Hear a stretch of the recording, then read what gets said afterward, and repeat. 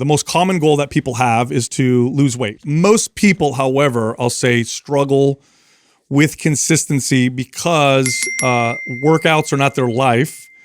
Their workouts, the way that they look at workouts is to improve the quality of their life. So it isn't their life. They're not these crazy fitness fanatics. The average person who is going to pick up exercise in January of 2023 or the beginning of the year they're thinking more like, I want to improve my health, or I want to lose weight, or I want to feel better. They're not thinking this is going to become my life. I'm going to become a fanatic. They're like, okay, I want to do this, but here's why. I want to lose weight. I want to feel better. I want to be able to play with my kids. I want to be more productive at work. I'm going to alleviate pain. And those are the people that we're talking about. And what you need to consider is that if that's you, right? If that's you and you're looking at workouts and you're thinking, okay, I want to do this because I want to lose weight. I want to feel good. You should definitely pick the form of exercise that gives you the most for the time spent doing it. Okay.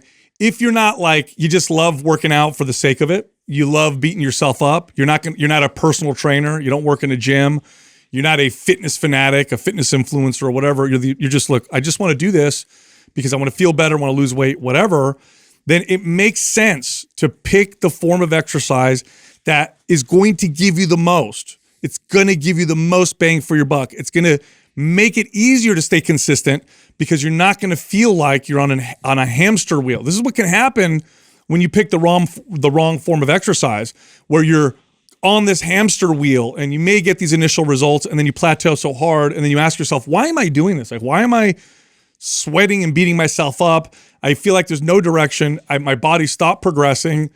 This isn't worth it. This isn't worth the time. I mean, I guess I could go more and go 5 or 6 days a week, but I have a life, I have kids, I have a job, and I don't think that that's realistic for me forever. In fact, that's very important. We need to get into that, which is be very realistic with how often you can consistently exercise for the rest of your life. You have to do that because the fail rate, what I mean by the fail rate is a drop-off rate, is so high, you're almost guaranteed to drop off if you don't consider this right here. So that means if you're not exercising now, or you're super spotty or inconsistent with it, what is probably unrealistic is to say 2023, I'm going to work out 5 days a week. Like, I'm going to just start going to the gym 5 days a week. Like, are you really? And you might be able to do that for a few months, but the fail rate with that is north of 85 to 90%. By the way, we managed gyms for years.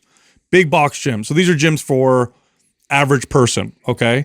And the crowd that we would get in January was 50 to 100% larger than the average crowd in the gym. And that crowd disappeared come March. Come March, gone, you're right back to normal. It's like, it's expected. This is just what happens in the fitness space. By the way, the gyms have learned how to capitalize on this, and they've come up with ways to continue to keep the revenue by making memberships so cheap that people are like, I don't want to cancel this $10 a month membership, this $5 a month membership.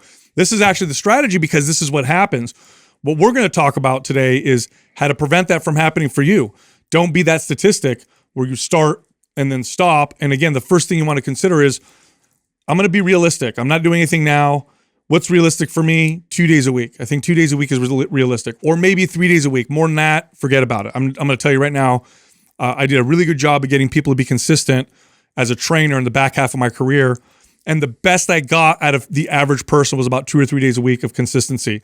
Past that, it was fitness fanatics or people who became trainers. So if you're thinking you're gonna do 5-6 days a week or whatever, and this isn't like your passion, like, you can forget about it. So 2-3 days a week is what we're working with.